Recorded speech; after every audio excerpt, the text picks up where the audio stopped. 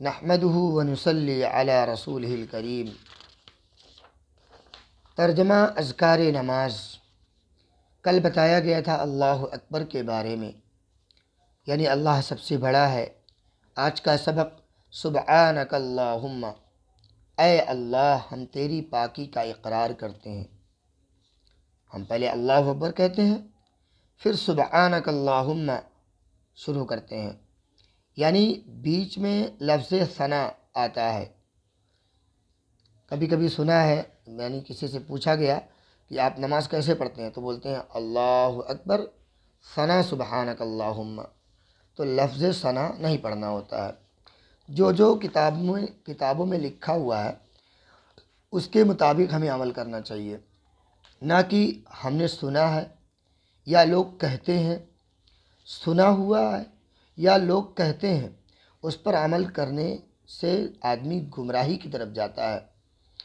بلکہ صحیح کیا ہے اس کی ہمیں جانکاری لینی چاہیے۔ اگر آپ نے کہیں بیان میں سنا کہ مولانا صاحب نے بتایا کہ بھئی دیکھیے ہاتھ اٹھانے کے بعد سبحانک اللہم شروع کرنا چاہیے، نہ کہ ثنا سبحانک اللہم، تو پھر ان کی بات پر غور کرنا چاہیے کہ ابھی تک ہم غلط تھے، اب مولانا صاحب نے بتا دیا، یعنی مولانا صاحب جو بتا رہے ہیں وہ کہیں کتاب میں دیکھے ہوں گے، پڑھے ہوں گے، سنے ہوں گے کسی عالم سے، تو بتا رہے ہیں، پھر اب اس کی تحقیق کر لیں کہ صحیح ہے غلط ہے، یعنی اس پر عمل کرنے کی پھر کوشش کرنی چاہیے۔ ایسا نہ ہو کہ چلو جیسا ہم پڑھتے ہیں ویسے ہی پڑھیں گے۔ تو کل بتایا گیا تھا اللہ اکبر، آج کی سبق ہے سبحانک اللہم۔ ایک کلمے کو پڑھ کے بتایا جائے گا اور اس کا ترجمہ بتایا جائے گا، تاکہ بوجھ بھی نہ معلوم ہو اور روزانہ کچھ نہ کچھ سبق ملتی رہے۔ سبحانک اللہم، اے اللہ ہم تیری پاکی کا اقرار کرتے ہیں۔ نماز کی سنتیں کل بتایا گیا تھا، سیدھا کھڑا ہونا، یعنی سر کو پست نہ کرنا، سر کو جھکانا نہیں بلکہ ہاتھ وہاں تک لے جانا۔ یہ کتاب سے میں پڑھ کے بتا رہا ہوں۔ ہاتھ اٹھانا، ہاتھ کو کان کی لو تک اٹھانا ہے، خود نہیں جانا ہے، کان خود نہیں جائے گا بلکہ ہاتھ خود کان کی لو تک اٹھے گا۔ سیدھا کھڑا ہونا یعنی سر کو پست نہ کرنا، جھکانا نہیں۔ نمبر 2، پیروں کی انگلیاں قبلے کی طرف رکھنا اور دونوں پیروں کے درمیان 4 انگل کا فاصلہ رکھنا مستحب ہے۔ 4 انگل کا فاصلہ رکھنا مستحب ہے۔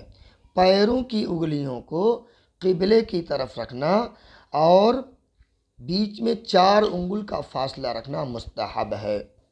اس کے مطلب یہ ہوا کہ جیسے آپ نماز کے لیے کھڑے ہوئے، جیسے کوئی آدمی ہے تندرست ہے، اب تندرست آدمی کو جو ہے کہا جائے گا 4 انگل کے فاصلے پہ کھڑے ہوں تو وہ تو اس کی مصیبت ہو جائے گی۔ تو اسے یہ چاہیے، ان کو یہ کرنا چاہیے کہ جیسے یہ میرا پاؤں ہے، اب یہ سیدھا ہے، ہاتھ سے اشارہ ہو سکتا ہے، پاؤں تو دکھا نہیں سکتا، یہ سیدھا ہے، اب یہ سیدھا ہے، ہم کو ایسے ہی کھڑا ہونا ہے، بیچ میں 4 انگل کا فاصلہ رکھنا ہے۔ اگر کوئی آدمی تندرست ہے تو اور چوڑا کر سکتا ہے۔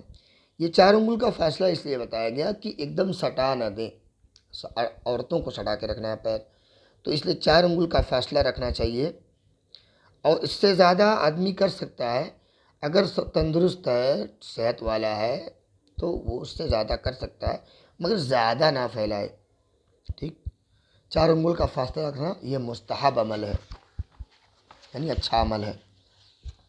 نمبر 2 ہو گیا، بڑے بڑے گناہ جو بغیر توبہ کے معاف نہیں ہوتے، جن پر سخت وعید آئی ہے، اور ایک گناہ بھی جہنم میں لے جانے کے لیے کافی ہے، مگر اللہ تعالیٰ جس پر فضل فرمائے۔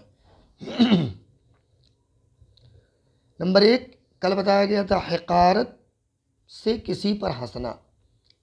کسی آدمی کے اندر کوئی عیب ہے، اس کو ہم دیکھ رہے ہیں اور اس پر ہنس رہے ہیں۔ کوئی آدمی لگڑا کے چل رہا ہے، اس کو دیکھ کر ہنس رہے ہیں۔ کوئی آدمی غریب ہے، اس کو دیکھ کر ہم ہنس رہے ہیں، یہ بہت بڑا گناہ ہے جس میں آج کل ہم لوگ ملوث ہیں۔ نمبر 2، کسی کو طعنہ دینا، کسی کو طعنہ دینا، یہ بڑے گناہ ہیں۔ ایسے گناہ ہیں کہ ایک گناہ بھی جہنم میں لے جانے کے لیے کافی ہے۔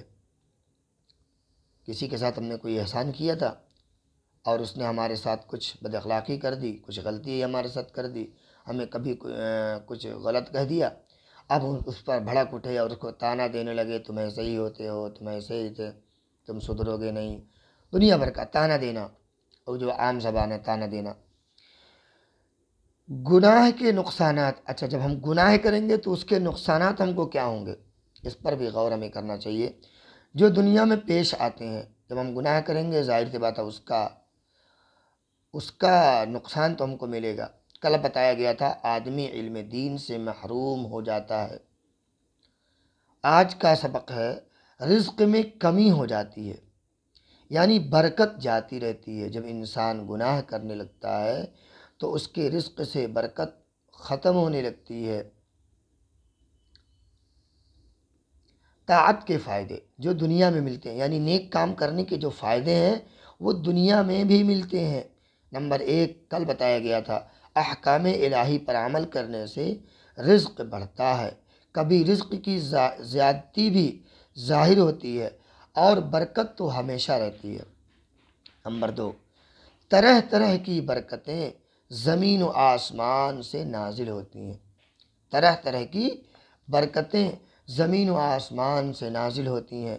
جو انسان نیک کام کرتا ہے، نماز کا اہتمام کرتا ہے، ایک دوسرے کے ساتھ اچھا سلوک کرتا ہے، اس شخص کو آپ نے کبھی پریشان نہیں دیکھا ہوگا۔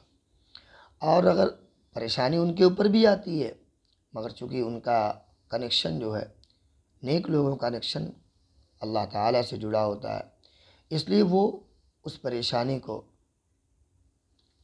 اللہ کے حوالے کر دیتے ہیں کہ اللہ آپ نے دیا ہے، آپ ہی اس کو ٹالیں گے، اس لیے ان کو آپ بے فکر دیکھتے ہوں گے۔